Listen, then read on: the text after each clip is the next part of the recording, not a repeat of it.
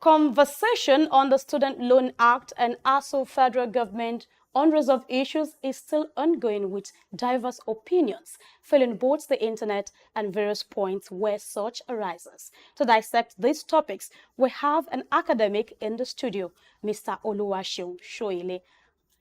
He is a lecturer in the Department of History and Diplomatic Studies, Faculty of Arts at Olabisi Onabanjo University, Agoiwoye, Ogun State. Thanks for joining us, Soile. It's a pleasure being here. Oh, well, so we'll just go straight to the point. Let's start from the federal government proposing a Tetfund allocation for students' loans. And after that, we're just going to go into the ASU issue, the 14 days, ultimatum. So talk to us. Well, the position of ASU is very clear concerning the Tetfund student loan. Nigeria is a rich country, and every responsible government should be able to educate its citizens. The idea of giving loans to students is like putting pressure on the students. Now after graduation, they have 2 years to pay back these loans. A country that can earmark 90 billion naira for pilgrimage, and other religious rituals, should be able to give 35 billion naira as grant to the students. It's very clear. So educating the citizens is the responsibility of the government. And what ASU is saying is that the government should be able to take on this without any hassles. All right, so I'm going to ask you, do you believe that converting the proposed student loan into a grant would be more beneficial, to students? It will be more beneficial outrightly, because what that means is that more students, as grants, more students will have access to this loan, to these funds. Instead of trying to give upwards of 500,000 to 2 million to an individual student, imagine giving these students 100,000. Now, how many of these students will be catered for in this instance? What we are saying is that even in countries where loans are being given, students after graduation have gone, they've gone under a lot of pressure, and some people are even committing suicide. So what we are saying is very simple. The money is there.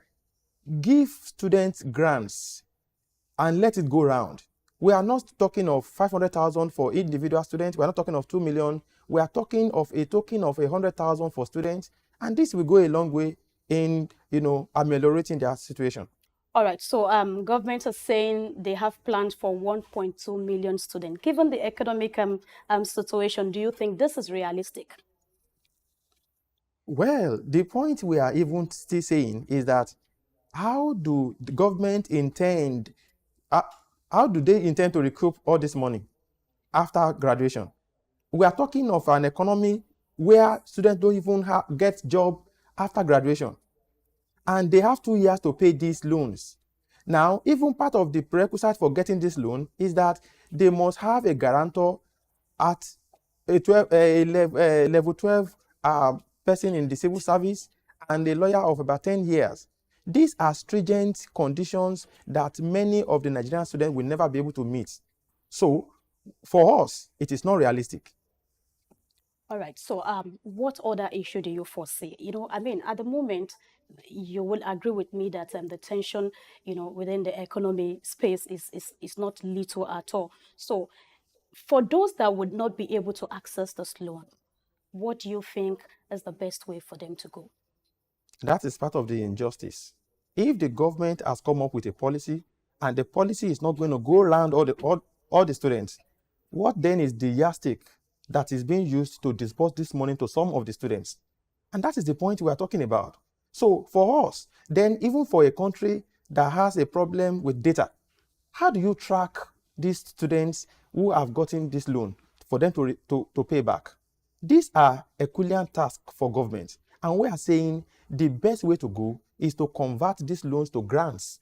It benefits a lot more than giving it out as loans. Okay, so apart from loan, apart from grants, what are other ways you think the government can actually help the education system? It is still part of the propositions of ASU.